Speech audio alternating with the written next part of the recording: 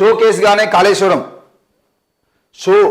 Show కేసుగానే Kaleshwaram ఇక reserve ప్రాజెక్టుగానే functioning. KCR వైఫల్యానికి ప్రతీకగా పరిమితం, ఖరీదైన విఫల ప్రాజెక్టుగా చరిత్రలోకి. థర్డ్ టీఎంసీ ప్రతిపాదన కోల్డ్ స్టోరేజ్లోకి. ప్రాణహితకి రాష్ట్ర ప్రభుత్వం ప్రియారిటీ తాజాగా స్పష్టం చేసిన మంత్రి ఉత్తమ్ కుమార్ రెడ్డి. ఎలక్షన్ మేనిఫెస్టోలోనే కాంగ్రెస్ హామీ, మరో ₹50,000 కోట్లు ఖర్చు అంచనా. జిల్లాలకు కాళేశ్వరం మేడిగడ్డ ఇష్యూ, 10 ఏళ్ల బీఆర్ఎస్ అవినీతిపై ప్రజెంటేషన్, కాంగ్రెస్ నేతలకు త్వరలో కీలక బాధ్యతలు, ఫీడ్బ్యాక్ తీసుకుంటున్న సీఎం అండ్ టీం. కాళేశ్వరం ఇక షోకేస్గానే మారే సూచనలు కనిపిస్తున్నాయి. గత ప్రభుత్వంలో నిర్లక్ష్యానికి గురైన ప్రాణహిత చేవేళ్ల ప్రాజెక్టును పునరుద్ధరిస్తామని తాజాగా మంత్రి ఉత్తమ్ కుమార్ రెడ్డి స్పష్టం చేశారు. ఈ 2 ప్రాజెక్టులు గోదావరి ఉపనదుల నీటిపై ఆధారపడినవే. ఎగువన ఉన్న ప్రాణహిత ప్రాజెక్టు పూర్తి చేస్తే మనకు మొత్తానికైతే కాళేశ్వరానికి సంబంధించిన విషయంలో ఏది ఏమైనా కూడా కాళేశ్వరం షోకేస్గానే ఉంటుంది.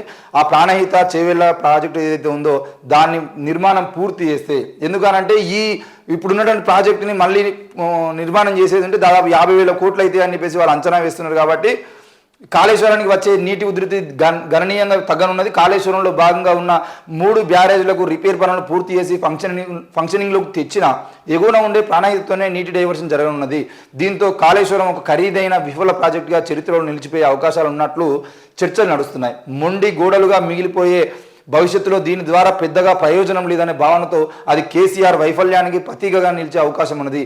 ఇప్పటి వరకు రాష్ట్ర రైతులకు కాళేశ్వరం ప్రాజెక్టు వరప్రదాయని అని గత ప్రభుత్వం చెప్పుకున్న ప్రాణహిత చేవేళ్ల పునర్నిర్మాణంతో పరిస్థితిలో మార్పు రానున్నది. రాష్ట్ర ప్రభుత్వం తన తొలి ప్రాధాన్యత ప్రాణహితకి ఇస్తుండడంతో కాళేశ్వరం ఒక రిజర్వ్ ప్రాజెక్టుకే పరిమితం కావచ్చనే అభిప్రాయం వ్యక్తమవుతున్నది. Third టీఎంసీకి break. తొలుత 2 టీఎంసీలో నీటిని లిఫ్ట్ చేయడానికి కాళేశ్వరం ప్రాజెక్టును గత ప్రభుత్వం డిజైన్ చేసింది. ఆ తర్వాత థర్డ్ టీఎంసీ కోసం కూడా ప్లానింగ్ చేసింది. కొత్త ప్లాన్ ప్రకారం కొన్ని పర్మిషన్లు కేంద్రం నుంచి మంజూరు కావాల్సి ఉన్నది. ఎలాగూ ప్రాణహిత ప్రాజెక్టును టేకప్ చేయాలని ప్రభుత్వం దాదాపుగా విధాన నిర్ణయం తీసుకోవడంతో థర్డ్ టీఎంసీకే బ్రేక్ పడినట్లే. కాళేశ్వరం ప్రాజెక్టు కేసీఆర్ మానసపుత్రిగా అని చెప్పుకున్న ఇది విఫల ప్రాజెక్టుగానే మిగిలిపోవడంతో వ్యక్తిగతంగా ఆయన పొలిటికల్ ఇమేజ్తో పాటు అడ్మినిస్ట్రేటివ్ కోణం నుంచి కూడా విఫల సీఎంగా మిగిలిపోనున్నారనే మాటలు వినిపిస్తున్నాయి. దీనికి కేసీఆరే కారణమా అని అడిగితే కాళేశ్వరం ప్రాజెక్టును హడావిడిగా నిర్మించినందునే నాణ్యతలో లోపం తలెత్తినదని ఇంజనీరింగ్ నిపుణులు వ్యాఖ్యానించారు. ఈ ఇంజనీరింగ్ నిపుణులే కాదు, కాళేశ్వరం ప్రాజెక్టు కడుతున్నప్పుడు ఐఏఎస్ ఆకునూరి మురళి గారు కూడా ఇదే మాట చెప్పారు. క్లియర్గా ఇది ఎన్ని రోజులకైనా పనికిరాని ప్రాజెక్టుగానే మిగిలిపోతుంది, దయచేసి దాన్ని కట్టద్దు, ₹1,00,00,000 కోట్ల వృధా చేయొద్దు అని చెప్పేసి ఆనాడు క్లియర్గా ఆకునూరి మురళి గారు ప్రెస్ మీట్ పెట్టి మరీ చెప్పడం జరిగింది. అయినా కేసీఆర్ గారు నేను ఇంజనీరింగ్గా ఉండి కట్టేది అంటే విఫలమైతే ఎట్లా విఫలమైతే నేను చూస్తా, అవసరమైతే గాలిలో మెడల్ కట్టేట్టు తెలివి నాకున్నా అని చెప్పేసి ఆనాడైతే కట్టడం జరిగింది. మరి ఈరోజు అది ఇంజనీరింగ్ కన్స్ట్రక్షన్లో లోపం ఉన్నదని నేషనల్ డ్యామ్ సేఫ్టీ అధికారులు సహా మరికొందరు నిపుణులు పేర్కొన్నారు. డిజైన్తో తమకు సంబంధం లేదని, ప్రభుత్వం ఇచ్చిన డిజైన్ ప్రకారమే కట్టామని ఎల్ఎన్టీ సంస్థ వ్యాఖ్యానించింది. ఎల్ఎన్టీ సంస్థ కూడా వ్యాఖ్యానించడం కాదు, ఈరోజు ఒక ప్రభుత్వం మీకు ఒక ప్రాజెక్టు ₹1,00,00,000 కోట్ల దాదాపుగా 80,000 కోట్ల రూపాయలని కేసీఆర్ అంటున్నాడు, కేటీఆర్ అంటున్నాడు. దాదాపు దాన్ని 1,12,000 కోట్లుగా 15,000 కోట్లుగా మార్చిరు అని చెప్పేసి వీళ్ళు అంటున్నారు. ఏది ఏమైనా 1,00,00,000 కోట్ల ప్రాజెక్టు మీ చేతిలో పెట్టినప్పుడు ఎల్ఎన్టీ అనే సంస్థ సార్ ఇది ఇక్కడ కడితే నిర్మాణంలో లోపాలు ఉంటాయి, లేదంటే కుంగిపోయేటువంటి అవకాశాలు ఉంటాయి, లేదంటే ఇలా కట్టడం ద్వారా నష్టం ఎక్కువ ఉంటుంది, ఇలా కట్టడం ద్వారా ఉపయోగం లేదు అని ఎల్ఎన్టీ సంస్థ చెప్పదా? ఈరోజు ప్రపంచవ్యాప్తంగా దేశవ్యాప్తంగా ఎన్నో కాంట్రాక్టులు పడుతున్నారని మీరు కట్టిన తర్వాత నిర్మాణం లోపం ఉండేది ఉంది. ఈరోజు ఇలాంటి వాళ్ళు రైల్వే మన మెట్రో పనులు కూడా చేపడుతున్నారు. మెట్రో పనులు చేపడుతున్నప్పుడు వాళ్ళు ఇక్కడ నుండి పాత బస్తీకి, హైటెక్ సిటీ నుండి పాత బస్తీకి మీరు ఒక లైన్ వేయండి అని అంటే మీరు ఎప్పుడు లైన్ వేసినాం, రైలు కూలిపోతే మాకేం సంబంధం అంటే ఇట్లా అది ఎట్టి పరిస్థితుల్లో కూడా మరి ఇట్టగలి కడితే కింద పైప్ లైన్లు ఉన్నాయా, ఏమున్నాయి, మేము కట్టడం ద్వారా నష్టమే ఉంటుంది, ఒకవేళ పాత బస్తీ వరకు మేము చూసుకున్నా అంటే అండర్ గ్రౌండ్లో వేసేది ఉంటే జరగబోయేటువంటి పరిణామాలు ఇట్లా ఉంటాయి. వీటన్నిటికి సంబంధించిన విషయంలో ఇంజనీరింగ్ నిపుణులు మీకు లేకపోతే, ఎల్ఎన్టీ అనే సంస్థకి ఇంజనీరింగ్ ప్రత్యేకంగా నిపుణులు కమిటీ లేకపోతే మీరు సంస్థలు తీసుకోకండి నిర్మాణ పనులు.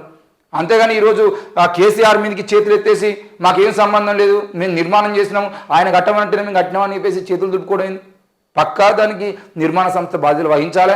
ఈరోజు కేసీఆర్ చెప్పినప్పటికీ, ప్రభుత్వం మీ వెనకాల ఉండి నడిపించినప్పటికీ, వాళ్ళ ఇంజనీర్లు ఏం కాదని చెప్పినప్పటికీ మీ ఎల్ఎన్టీ సంస్థ కూడా బాధ్యత వహించాల్సిందే. దాని విషయంలో కేసీఆర్ ప్రభుత్వం అలాగే ఎల్ఎన్టీ సంస్థల ఇద్దరి మీద కూడా మరి రేవంత్ రెడ్డి ప్రభుత్వం చర్యలు తీసుకోవాల్సిన అవసరం ఉంది. కేవలం కేసీఆర్కి ఆపోజిట్గా మాత్రమే మాట్లాడుతున్నారు. ఈరోజు నిన్న మంత్రులు కూడా ఆడ మీటింగ్ పెట్టి మంత్రులు కూడా చెప్తున్నది ఏంటి అని అంటే కేసీఆర్ వైఫల్యానికి ఇది ఒక నిదర్శనం అని. కేసీఆర్ వైఫల్యం ఏమున్నది, ప్రాజెక్టు కట్టమని చెప్పేసి చెప్పిండు. ఆయన కట్టమన్నప్పుడు ఈ ఎల్ఎన్టీ అనే సంస్థ కట్టినప్పుడు ఎల్ఎన్టీ సంస్థ కూడా దాని బాధ్యత వహించాలి. ఈరోజు నిర్మాణం చేపట్టింది వీళ్ళు, లోపాలు ఉండేదంటే లోపాలకు సంబంధించిన విషయంలో దానికి అవసరమైతే ఇంకో 20,000 కోట్లు కావాలని చెప్పేసి తక్కువ పడుతుంటే 20,000 కోట్లు అడగాలి. కానీ ఈరోజు సిమెంట్ తక్కువ పోసా లేకపోతే అక్కడ నిర్మాణ పనులు సరిగా చేపట్టగానే ఎల్ఎన్టీ సంస్థ అనేది పూర్తి నిర్లక్ష్యం వహిస్తే ఆ అధికారులతోని వీళ్ళు కూర్చొని మాట్లాడుకున్న తర్వాత ఈరోజు ఎల్ఎన్టీ అనే పేరే మాట్లాడకుండా మీరు కేవలం కేసీఆర్ కుటుంబం పేరు మాత్రమే మాట్లాడడం కూడా సరైంది కాదు. దీని విషయంలో కాంగ్రెస్ ప్రభుత్వం కూడా ఎల్ఎన్టీ సంస్థతో అంటే కుమ్మక్క అయిపోయిందా ఏమైపోయిందో కూడా ప్రజలకు చెప్పాల్సిన అవసరం ఉన్నది. ఎట్టి పరిస్థితుల్లో కాళేశ్వరం విఫల ప్రాజెక్టు అని అన్నప్పుడు దాదాపుగా ఆ విఫలానికి సంబంధించిన విషయంలో ఎల్ఎన్టీ సంస్థ A1 అయితే A2గా కేసీఆర్ ఉంటాడు. నిర్మాణం చేపట్టింది ఎల్ఎన్టీ. 1,00,000 ఎకరాలకు పారని నీరు కాళేశ్వరం ప్రాజెక్టును అప్పులపై ఆధారపడే అప్పటి ప్రభుత్వం నిర్మించింది. మొత్తం దాదాపు 87,449 కోట్ల మేర రుణాలు పొందడానికి ఒప్పందాలు జరిగాయి. ఇందులో 71,565 మేర నిధులు విడుదలయ్యాయి కోట్లు. ఈ 4 ఏళ్లలో 4,696 కోట్లను ప్రభుత్వం తిరిగి చెల్లించింది. ఇంకా 66,868 కోట్లను దానికి వడ్డీలను పేమెంట్ చేయాల్సి ఉంది. ఇంత భారీగా ఖర్చు చేసి 4 ఏళ్లలో ప్రాజెక్టును పూర్తి చేయగలిగామని అప్పటి సీఎం కేసీఆర్ గొప్పగా చెప్పుకున్నారు. కానీ 4 ఏళ్లలో 1,00,000 ఎకరాలకు సైతం నీరు అందలేదు. కొత్తగా 18 లక్షల ఎకరాల ఆయకట్టు సృష్టించడంతో పాటు మరో 18 లక్షల ఎకరాలను స్థిరీకరించాలని అప్పటి ప్రభుత్వం ప్రాజెక్టు డిజైన్ సమయంలో చెప్పుకొచ్చింది. కానీ ఒక్కో ఎకరానికి నీరు అందించడానికి సగటున 45,000 చొప్పున ఖర్చయింది. ఏది ఏమైనా ప్రాణహిత పునరుద్ధరణకు ఫండ్స్ వైఎస్ఆర్ సీఎంగా ఉన్న సమయంలో జలయజ్ఞం స్కీమ్లో భాగంగా ప్రాణహిత చేవెళ్ల ప్రాజెక్టును రూపొందించారు. తొలుత 17,875 కోట్లతో అంచనా వ్యయంతో 2005లో డిపిఆర్ తయారు చేసిన ఆ తర్వాత పెరిగిన అంచనా వ్యయంతో చివరకు 38,500 కోట్లకు చేరుకున్నది. ఇప్పుడు దాన్ని పునరుద్ధరించడంతో అది మరింత పెరిగి 50,000 కోట్లు దాటి అవకాశాలు లేకపోలేదు. ఈ ప్రాజెక్టు నిధులను సమకూర్చుకోవడం సర్కారుకు అనివార్యం కానున్నది. ఒకవైపు కాళేశ్వరం కోసం చేసిన అప్పులు దాని మీద వడ్డీలు చెల్లించాల్సి ఉన్నది, మరోవైపు ప్రాణహిత కోసం ఫండ్స్ సమీకరించుకోవాల్సిన అవసరం ఉన్నది అని చెప్పేసి చెప్తున్నారు. ఏది ఏమైనా ఇప్పుడు కాళేశ్వరం రీడిజైన్ చేస్తే కాళేశ్వరం ప్రాజెక్టు ద్వారా కాంగ్రెస్ ప్రభుత్వానికి వచ్చే లాభం ఏమీ లేదు. రీడిజైన్ చేసేదంటే మహా అంటే ఒక 10,000 కోట్లు ఖర్చు అయితే, లేదంటే 20,000 కోట్లు ఖర్చు అయితే 20,000 కోట్లలో ఎల్ఎన్టీకి మిగిలేదు 2,000 కోట్లు వేసుకున్నా, గవర్నమెంట్కి వచ్చేది ఒక 2,000 కోట్లు వేసుకున్నా, ఆ 2,000 కోట్లలో వీళ్ళు పంచుకోవడానికి కూడా ఏంటిది వాటాలు సరిగా సరిపోవు. కాబట్టి ఈరోజు కాళేశ్వరం మేము ముట్టుకోము. ఇక కాళేశ్వరం ముట్టుకుంటే వచ్చే లాభం ఏమీ లేదు. ఒకవేళ కాళేశ్వరాన్ని పునర్నిర్మించినా కూడా దానికి కావాల్సినటువంటి 20,000 కోట్లు 30,000 కోట్లు మళ్ళీ కట్టి దాన్ని నిర్మాణం చేసి గట్టిగా దాని పిల్లర్లు మళ్ళీ నిర్మాణం చేసినప్పటికీ కూడా దాని క్రెడిట్ మొత్తం కేసీఆర్కే పోతుంది తప్ప మాకు రాదు. కాబట్టి ఎప్పుడో 2005లో వైఎస్ఆర్ పాలనలో ఉన్నప్పుడు పెట్టుకున్నటువంటి ప్రాణహిత చేవెళ్ల ప్రాజెక్టులు ఏవైతే ఉన్నాయో దానికి సంబంధించిన విషయంలో వాటిని ముందరేసుకుంటే అది 17,000 కోట్లకు సంబంధించిన ప్రాజెక్టు ఇప్పుడు దాన్ని 50,000 కోట్ల 60,000 కోట్ల అవసరమైతే దాన్ని కూడా 70,000-80,000 కోట్లు ఖర్చు చేసైనా కూడా దాన్ని కడితే అందులో కాంగ్రెస్ ప్రభుత్వానికి ముఖ్యంగా ఈ మంత్రులుగా ఉన్నటువంటి వ్యక్తులకి లాభం చేకూర్చే అవకాశాలు ఉన్నాయి. దానివల్లనే ఈరోజు ఈ ప్రాజెక్టును పక్కన పెట్టి ఆ ప్రాజెక్టును ముందర పెట్టుకుంటున్నారని ప్రజలు అనుకుంటున్నారు. కాబట్టి ఆ విషయంలో మనం ఏం చేద్దాము మరి?